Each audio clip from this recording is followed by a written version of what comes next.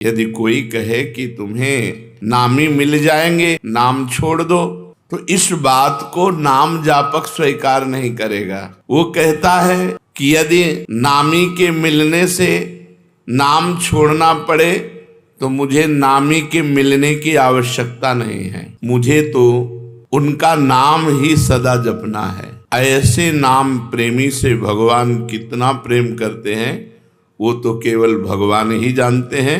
गोसाई जी कहते हैं कि जो ऐसा नाम का मतवाला है उसका इस कराल कलिकाल में आदि मध्य और अंत तीनों में ही, तीनों कालों में ही परम कल्याण होता है। जिसको भगवान से भी बढ़कर भगवान का नाम प्रिय है, यहाँ तक कि भगवान के सामने आने पर भी भगवान का नाम नहीं छोड़ता, उसका आदि मध्य और अंत तीनों महामंगलमय हैं। बड़ी महिमा की बात कह रहे हैं। जो नाम प्रेमी है, नाम जब चलता है हर समय तो अभिमान, लोभ, अज्ञान, क्रोध, काम ये सकुचा कर उस हृदय से भाग जाते हैं। जिस हृदय में निरंतर ऐसे नाम चलता है कि नाम के समान नामी से भी प्यार नहीं, जितना नाम से प्यार है, उस हृदय में अभिमान, लोभ, अज्ञान, क्रोध और काम ये सकुचा कर भाग जाते हैं, सामने नहीं आते, उसे परास्त नहीं करते, उसे जलाते नहीं। जो भक्त सदा नाम जप करता रहता है वो कड़ी धूप में भी छाया का अनुभव करता है, अर्थात भयानक दुख की परिस्थिति में भी भगवान की कृपा का, भगवान की दुलार का अनुभव करता है। भयानक विपत्ति भी सुख रूप बन जाती है जो नाम जप करता है। गोस्वामी जी कह रहे हैं आप विचार करके देख लो। यदि कोई कहे या हमने तो देखा है नाम का प्रभाव कि पत्थर में कमल उत्पन्न हो गया, बोले मान लेना, संशय मत करना, दिमाग खराब है। पत्थर में कहीं कमल होता है? जल में कमल होता है, संशय मत करना। अगर वो नाम जापक है और वो चाहे तो पत्थर से कमल प्रकट कर दे, असंभव से संभव कर दे, बोले संशय मत करना। क्योंकि भगवान के नाम में अपार सामर्थ्य है। नाम को सुनने से, नाम को स्मरण करने से भीलनी सबरी भी परम भाग्यवती तथा शील और पुण्यमयी बन गई। तो क्या नहीं हो सकता नाम से। नाम वाल्मीकि जी, अजामिल जी, इनके पास तो कोई साधना नहीं थी, केवल उल्टे पुल्टे भगवान का नाम जप किया। भगवान की नाम महिमा ने घुंघुची को जवाहरात बना दिया, घुंघुची को जवाहरात बना दिया, अर्थात जो बेकार था उसे महामूल्यवान बना दिया उल्टे पुल्टे नाम जप करने से। परम रत्न स्वरूप हो गया, वो भगवत स्वरूप हो गया। गोस्वामी जी कह रहे हैं नाम की शक्ति नामी भगवान से भी अधिक है, क्योंकि भगवान नाम जापक के अधीन हो जाते हैं, नाम नामी को अधीन कर लेता है। इस नाम ने ग्रामीण मनुष्यों को भी परम चतुर बना दिया, परम विद्वानों को भी जो दुर्लभ है वो ज्ञान प्रदान कर दिया ग्रामीणों को। ग्रामीण का तात्पर्य जो अनपढ़ गंवार, वो भी भगवान का नाम जप करके परम प्रवीण बन गए। असभ्यों को परम पुनीत महात्मा बना दिया नाम ने। गोस्वामी जी कह रहे हैं इसी नाम को जप कर तुलसीदास सरीखे बुरे जीव डंके की चोट से कहता हूं अच्छे हो गए, डंके की चोट से कहता हूं अच्छे हो गए। तुलसीदास जी कहते हमारे जैसे बुरे जीव नाम के प्रभाव से, डंके की चोट से कहता हूं अच्छे हो गए। फिर जो अच्छे लोग नाम जप करेंगे तो उनका क्या महान भाव होगा। इसलिए भगवान का नाम सर्वोपरि, जो भगवान से भी अधिक बढ़ करके है। साधना में शीघ्र लाभ मिले इसके लिए क्या करना चाहिए? इसमें 3 चीजों की नितांत आवश्यकता है, 3 बातों की नितांत आवश्यकता है, जिससे आपकी साधना शीघ्र बढ़ेगी और फलदायी हो जाएगी। जितने भी भजन विरोधी भाव हैं उनका त्याग करना, चाहे वो व्यक्ति हो, चाहे वो वस्तु हो, चाहे वो स्थान हो, चाहे वो अंदर की वृत्ति हो। वृत्ति, व्यक्ति, वस्तु, स्थान के संग से जिससे हमारा भजन छूटे उसका त्याग कर दे। उस वृत्ति का, उस व्यक्ति का, उस भोजन का, उस वस्तु का, उस पदार्थ का, उस स्थान का जहां हमें भजन में बाधा पड़ जाए। अगर शीघ्र साधन बढ़ाना है, भगवत प्राप्ति करनी है, तो ये नियम लेना है कि जिस व्यक्ति के संग से भजन छूटे, जिस वस्तु के खाने से भजन छूटे, जिस स्थान में जाने से भजन छूटे, जिस दृश्य के देखने से भजन छूटे, वो हमें सब छोड़ देना चाहिए। शीघ्र आपकी साधना बढ़ेगी और भगवत प्राप्ति के योग्य आपको बना देगी। पहला, वस्तु, व्यक्ति, स्थान जो हमारे भगवत चिंतन को छुड़ाए उससे हमें दूरी बना लेना है। दूसरा, निरंतर भगवत भजन को पकड़े रहना है। जैसे तूफान चले तो पहाड़ का आश्रय ले लेते हैं, कोई मजबूत वस्तु का आश्रय ले लेते हैं, ऐसे कलिकाल और माया का तूफान चल रहा है जो हमें उड़ा करके विषय प्रपंच में फंसा सकता है। तो भगवान के नाम रूपी पहाड़ का आश्रय लिए, राधा राधा राधा, हर समय नाम जप, और भगवान की रुचि उत्पन्न करने वाले वस्तु, व्यक्ति, स्थान का संग। तीन बातें, भगवान का विस्मरण करा दे, ऐसे वस्तु, व्यक्ति, स्थान के संग का त्याग, निरंतर भगवान के नाम का जप, आश्रय भगवान का। इस कोटि से नाम जप द्वारा जैसे तूफान आए तो हम मजबूत वस्तु का, तो यहाँ तूफान ही चल रहा है, काम, क्रोध, लोभ, मोह, मद, मत्सर, कलिकाल के कराल, जितने भी दुराचार की प्रवृत्तियां हैं, ये सब तूफान की तरह आती हैं और साधक को भ्रष्ट कर देती हैं। अगर साधक नाम का आश्रय लिए है तो बच जाएगा। तीसरा, हमें ऐसे व्यक्ति, वस्तु, स्थान का संग करना है जिसके दर्शन से, संभाषण से, खान पान से, वहां पहुंचने से हमारा भजन होता है। उस स्थान, उस वस्तु, उस व्यक्ति का मुझे संग करना है। अगर ये तीन बातें जीवन में है तो साधना बहुत जल्दी बढ़ेगी और फलदायी हो जाएगी। क्या साधना में प्रारब्ध बाधा पहुंचाता है? हाँ, यदि कड़ाई से भजन करोगे, जिद्दी स्वभाव बना के, कुछ भी हो जाए भजन नहीं छूटने वाला, तो आपका प्रारब्ध भी पीछे हट जाएगा। नहीं, आपका प्रारब्ध आपके भजन को रोक देगा। शरीर पीड़ा, विषय भोग का प्रारब्ध, कोई घटना का प्रारब्ध, कड़ा नियम। जैसे पूज्य राधा बाबा जब त्रिपुर सुंदरी भगवती का अनुष्ठान कर रहे थे तो खड़ाऊं फिसली और अंग टूट गया, पर उनकी साधना में बाधा नहीं पहुंची, तो प्रारब्ध क्षीण हो गया, प्रारब्ध पीछे हट गया और वो साधना सफल हुई। त्रिपुर सुंदरी का जो आराधना का फल है उनको प्राप्त हुआ, देवी का साक्षात्कार हुआ। जब हम साधन मार्ग में चलते हैं तो हमारा बुरा प्रारब्ध आता है, स्त्री आकर्षण के रूप में, गंदे व्यक्ति के रूप में, विपत्ति के रूप में, शरीर रोग के रूप में। यदि हम शिथिलता पूर्वक साधना करेंगे तो बाधित हो जाएंगे, यदि कड़ाई से नियम पूर्वक, मर चाहे जाऊं भजन नहीं छोड़ेंगे, तो हर प्रारब्ध क्षीण होता चला जाएगा और उसकी साधना आगे बढ़ जाएगी। कड़ाई से यदि साधना के नियम पालन किए जाएं तो उसमें प्रारब्ध भी नष्ट हो जाता है, नहीं तो प्रारब्ध भजन मार्ग को छीण कर देगा। कहा जाता है भजन का अभ्यास करो, तो यह अभ्यास क्या है? शरीर को बार बार भगवत सेवा में लगाना, मन को बार बार भगवान के नाम में लगाना, बुद्धि को बार बार भगवान के चरणों में लगाना, इसी को अभ्यास कहते हैं। बार बार शरीर से भगवान की सेवा करो, बार बार मन से भगवान का सुमिरन करो, बार बार बुद्धि को भगवान के रूप चिंतन में लगाओ, भगवान के महत्व में लगाओ, ये अभ्यास है। साधन में तत्परता नहीं आती जैसी आनी चाहिए, उसका क्या कारण है? पूर्ण श्रद्धा नहीं होती, वहां तत्परता नहीं आती। जब हमें महत्व, बुद्धि और श्रद्धा हो जाएगी कि मुझे भगवत प्राप्ति ही करनी, तो साधना में तत्परता आ जाएगी। ये नियम है कि जहां हमारी महत्व बुद्धि होती है वहां हमारा चिंतन होता है, जहां चिंतन होता है उसी के मिलन की तत्परता आती है। तो प्रधान कारण है श्रद्धा ना होना, महत्व बुद्धि ना होना, इसलिए साधन में तत्परता नहीं आती। जब इस कोटि का महत्व नाम में हो जाए कि नाम के आगे नामी भी छोटा नजर आवे, जितना नाम से प्रेम है उतना नामी से प्रेम नहीं, इस कोटि की श्रद्धा, तब निरंतर नाम चलता है। साधना में जीवन किसे कह सकते हैं? सरल और साधु। सरल और साधु में जीवन साधना में जीवन होता है। साधना में जीवन, सरल जीवन, साधु में जीवन। संत सरल चित जगत हित जान स्वभाव सने। जिनका स्वभाव होता है संत सरल चित, सरल चित, सरलता और साधुता ये साधना का स्वरूप है। अगर साधन ठीक कर रहा है तो सरल और साधु स्वभाव वाला होगा।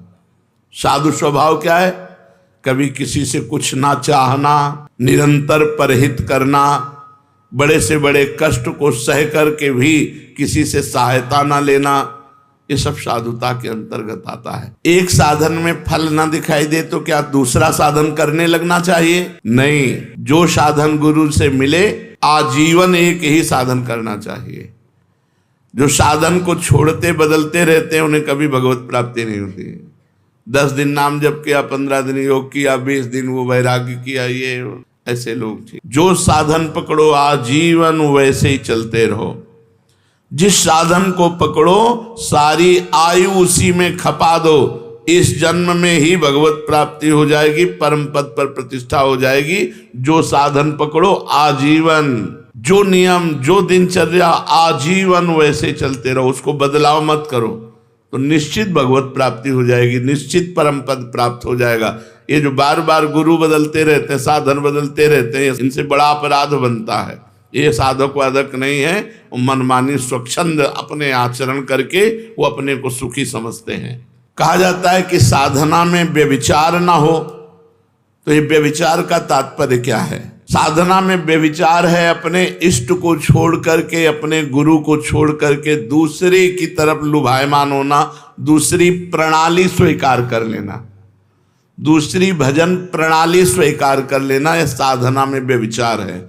अपने इष्ट और गुरु में ही हमारी भजन प्रणाली जो है वही चले। जैसे अपने यहाँ है नाम, मंत्र, वाणी, सेवा, यही जीवन। व्रत, नियम, संयम ये सब कुछ नहीं। निरंतर नाम जप करो, मंत्र जप करो, वाणी जी का गायन करो और 8 पहर स्वामिनी जी की सेवा में रहो। यही हमारी दिनचर्या है। हमारा जो अंतिम लक्ष्य है वो श्री जी की सेवा है। 8 पहर स्वामिनी जी की दासी भाव से, सहचरी भाव से सेवा, तो अपनी प्रणाली में ही रहे। अन्य प्रणाली स्वीकार करना साधना में व्यभिचार है। विश्व में किसी भी उपासना का खंडन न करे और अपनी उपासना को सर्वश्रेष्ठ माने और अपनी उपासना को कभी बदले ना, ऐसा साधक अव्यभिचारी साधक कहा जाता है। और जो बार बार अपनी साधना को बदलता है वो व्यभिचारी साधक है, वो लक्ष्य को प्राप्त नहीं कर पाता। क्या साधना की जो हमें अनुभूति हो रही है उसे प्रकट करके किसी को बता देने में हानि होती है? अपनी साधना और साधना की सफलता कभी भी किसी से नहीं बतानी चाहिए, नहीं बाधा पड़ जाएगी, पक्का बाधा पड़ जाएगी। आपकी दिनचर्या क्या है और आपकी अनुभूति क्या है, मरते दम तक, जब तक भगवत साक्षात्कार न हो जाए तब तक न बताओ। भगवत साक्षात्कार हो गया फिर तो कोई घाटा पड़ने वाला है ही नहीं। साधन काल में साधक को अपनी साधना और साधना की अनुभूति कभी किसी को भी नहीं बतानी चाहिए। चाहे कितना कोई आत्मीय हो, घर का हो, प्रेमी हो, अपनी साधना की और अपने साधन की अनुभूति की बात कभी नहीं कहनी चाहिए। आप कै बजे उठते हो, आपकी क्या साधना है, क्या 6 बजे ठाकुर जी उठा देते हैं, उठ जाते हैं, जो करवा लेते हैं, उसको प्रकट नहीं करना कि हम पूरी दिनचर्या अपनी खोल के रख दी, उसकी अनुभूतियां खोल के रख दी, ठप हो जाएगी आपकी दिनचर्या, बाधित हो जाएगी, नहीं होगी। जैसी चल रही थी वैसे नहीं होगी। बिल्कुल ये 100% की बात है, इसमें 1% भी मिलावट नहीं। 100% ये हम खुद अनुभव करके देखा। अगर दया करके, करुणा करके अपनी बात बता दी तो हमारी बात में फर्क पड़ गया, हमारी साधना में बाधा पड़ गई। तो साधना और उसकी अनुभूति ये दोनों तब तक छुपाता रहे जब तक भगवत साक्षात्कार ना हो जाए। बहुत संभाल कर गरीब के धन की तरह इसे गुप्त और सुरक्षित रखो। जीवन पर्यंत साधना का अभ्यास किया, मृत्युकालीन पर्यवसान क्या है, फिर क्या है? तो जो जीवन भर साधना करता है मृत्यु काल में उसके पूरे जीवन का टोटल लगाकर भगवत स्मरण दे दिया जाता है। जैसे आप जीवन भर पाप किए हो, बीच में कुछ थोड़ा साधन पुण्य दान पुण्य, वो नहीं माना जाएगा, उसका भोग तुम भोगना, पर जीवन भर जो किया उसका टोटल लगा के भगवत विस्मरण तुम्हें करवाया जाएगा, क्योंकि तुम्हारी दुर्गति होगी। और जिसने भगवान नाम जप किया है तो उसको पूरे जीवन का आंकड़ा लगा करके कि इसमें अधिक क्या किया, तो बोले भजन, तो अंतिम समय भजन का स्मरण दो। तो जो भागवतिक अधिकारी हैं वो अंतिम समय उसको भगवत स्मरण दे देते हैं और उसको भगवत प्राप्ति हो जाती है। पूरे जीवन का आपका कार्य ही अंतिम परिणाम पर अवलंबित है। पूरे जीवन आप जो करते रहे वही अंतिम परिणाम में आपको चिंतन दिया जाएगा। वो अंतिम में आप चिंतन नहीं करते, वो दिया जाएगा। छा गया भगवत चिंतन, या भूल गए भगवान को, छा गया संसार का कोई चिंतन, ये पूरा टोटल तुम्हारे पूरे जीवन का टोटल होगा मृत्यु के समय। एक सेकंड में पूरा आंकड़ा फिट कर दिया जाता है। कभी कभी इससे चूक हो गई, नहीं जीवन भर प्रयास किया भजन का, तो दे दो भगवत स्मरण। कभी भूल चूक से भगवत स्मरण कर लिया, नहीं जीवन भर पापाचरण किया, तो भगवान की स्मृति नहीं आएगी। वो ऐसे लक्षण वाले जो उसको योनि मिलनी है वैसे चिंतन उसका बनेगा। यदि प्राण जाने के 2 दिन पहले ही बेहोश हो गया है तो उसकी गति क्या होगी? 2 दिन पहले भजन किया और मरने के 2 दिन पहले ही बेहोश हो गया, अब उसकी गति क्या होगी? क्योंकि अंतिम समय तो उसे होश है नहीं। उस दशा में 2 दिन पहले जो अंतिम चिंतन हुआ था उसी का भावी गति होगी। 2 दिन बेहोश होने के पहले जो चिंतन हुआ था उसी से उसकी गति होगी, वही उसकी अंतिम चिंतन गति मानी जाएगी। इसीलिए हर समय नाम जप करो, पता नहीं कौन सी श्वास आखिरी हो। अंत समय में भगवत स्मरण किस प्रकार का होता है? जिसने जीवन भर भगवान का स्मरण किया उस समय भगवान छा जाते हैं उसके दिमाग में। वो राधा राधा नहीं कहेगा, किशोरी जी छा जाएंगे उसके दिमाग में और उन्हीं के चिंतन में वो मरेगा। इसीलिए जीवन भर माला चला रहे हैं, जीवन भर भजन कर रहे हैं कि अंतिम समय हमारा बन जाए। तो अंतिम समय क्या होगा? हमारे इष्ट देव आकर के छा जाते हैं। श्री राधिका निकुंज मंडली तत्र तत्र हृदय में विराजताम। श्री स्वामिनी जो अपने परिकर के साथ प्रकाशित हो गए। इसका साधन क्या है कि अंतिम समय हमें भगवत स्मरण हो ही जाए। संपूर्ण जीवन निष्पाप और भगवत चिंतन परायण रहो। संपूर्ण जीवन निष्पाप, कोई पाप करने की चेष्टा ना करो और खूब नाम जप करो, तो अंतिम समय प्रिया प्रीतम तुम्हारे दिमाग में छा जाएंगे। संपूर्ण जीवन भजन में लगाए तो सांसारिक कार्य कैसे करें? जागतिक कार्य भी तो हैं, व्यापार है, नौकरी है, और भी सब कार्य है। आप कहते हो हर समय भजन करे तब अंतिम समय, तो कैसे संभव हो सकता है? स्वकर्मणा तमभ्यर्च, भगवान ने आदेश किया। भगवान के आदेशानुसार आप चाहे जहां जो भी कार्य कर रहे हैं धर्मयुक्त, वो आपकी पूजा मानी जाएगी। आप ऑफिसर हो, आप जज हो, आप वकील हो, कुछ भी हो, आपका जो कर्म है वो निष्पाप होना चाहिए। वो धन के निमित्त से दोष को छुपा करके निर्दोषी को दंड दे दे, अपराध बन गया, पाप बन गया। आप अपने धर्म से चूक कर लिए, घूस लेकर के अपराधी को छोड़ दिया और निरपराध को दंड, आपसे पाप बन गया। व्यापार आप कम तौल रहे हैं, ज्यादा दाम ले रहे हैं, आपसे अपराध बन गया। नहीं तो स्वकर्मणा तमभ्यर्च, आपका स्वकर्म ही भगवान की पूजा बन जाएगी। किसानी, खेती, व्यापार जो भी आप कर रहे हैं, यदि धर्म पूर्वक करें और नाम जप करें तो और पूजा बने न बने, वो आपका कर्म ही पूजा बन गया और भगवान की प्राप्ति हो जाएगी। इस पूजन में सामग्री की आवश्यकता नहीं होती, सिर्फ धर्म की आवश्यकता होती है। मन का भाव ये होना चाहिए कि मैं जो कुछ कर रहा हूं वो सर्वव्यापी भगवान की सेवा कर रहा हूं। चाहे जो भी कार्य आपका है, जो भी नौकरी, पेशा, व्यापार जो भी है, वो भगवान की पूजा है। भगवान की पूजा में अधर्म का प्रवेश नहीं, अधर्म नहीं होना चाहिए। तमभ्यर्च स्वकर्मणा, आप जहां हो धर्म के अनुसार आचरण करो, सब बात बन जाएगी।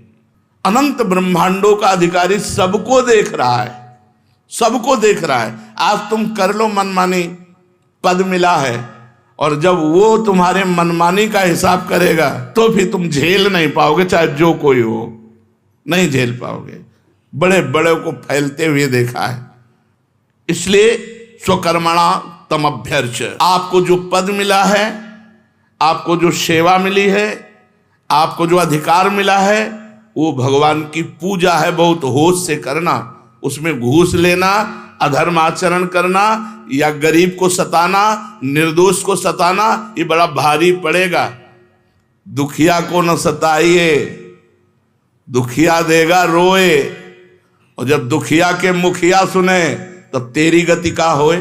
भगवान ने गीता जी में कहा है, अपने कर्म को ही पूजा मानो और नाम जप करो। कोई आपराधिक कानून के विरुद्ध आचरण आप मत करो, नहीं तो आज आप पदाधिकारी हो, जब आपका कर्म आपकी बुद्धि को भ्रष्ट करेगा तब आपका पद भी चला जाएगा, आप भी दुर्गति को प्राप्त होंगे।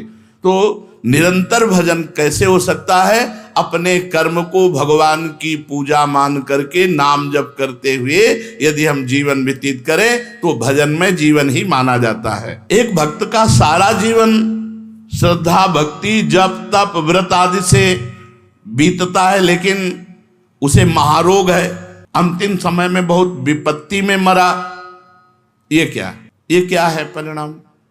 एक भक्त है जो पूरे जीवन भजन करता है और उसको महारोग, असाध्य रोग और विचित्र प्रकार की विपत्तियां दे करके उसका अंतिम समय पूरा हो, भारी कष्ट देकर, ये क्या है? उसका अंतिम जन्म है। इसलिए अनेक जन्मों के कर्मों को थोड़ा थोड़ा करके एकत्रित करके उसको भोगवा कर उसका अंतिम जन्म होता है।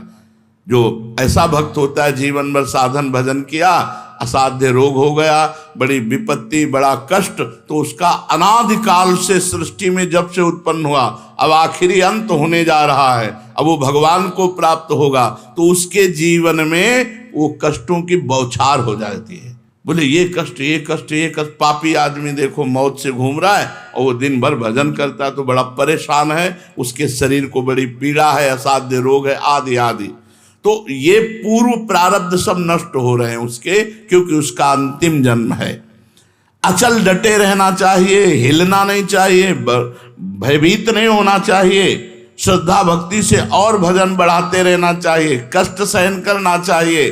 अंतिम जन्म भगवान की कृपा से इस संसार की आवागमन चक्र से वो मुक्त हो गया। इसलिए बड़े बड़े संतों को भी भीषण पीड़ा में, कष्ट में देखा जाता है। साधन मार्ग में ये बड़ी विभिन्नता देखी जाती है। ये क्यों? रुचि, समझ, चित्त वृत्ति का प्रवाह, अंतःकरण का मलिन होना अलग अलग। किसी की रुचि अलग है, थोड़ा भजन किया, थोड़ा प्रपंच किया। किसी का अंतःकरण मलिन है, किसी की समझ ठीक नहीं है, कोई तीनों गुणों के प्रभाव से प्रभावित रहता है, कोई पूर्व संस्कार से प्रभावित रहता है, कोई नवीन वातावरण से प्रभावित हो जाता। साधक वही है, ना अपनी रुचि, ना अपनी समझ, ना अंतःकरण का प्रभाव, न त्रिगुण का प्रभाव, न पूर्व संस्कार का प्रभाव, न वातावरण का प्रभाव। डट के भजन करे, सबको गिरा दे। ये महाभारत है। डट के भजन करें, सबको रौंद डाले, पूर्व संस्कार, प्रारब्ध, ये वो सब। भजन में अपार सामर्थ्य है।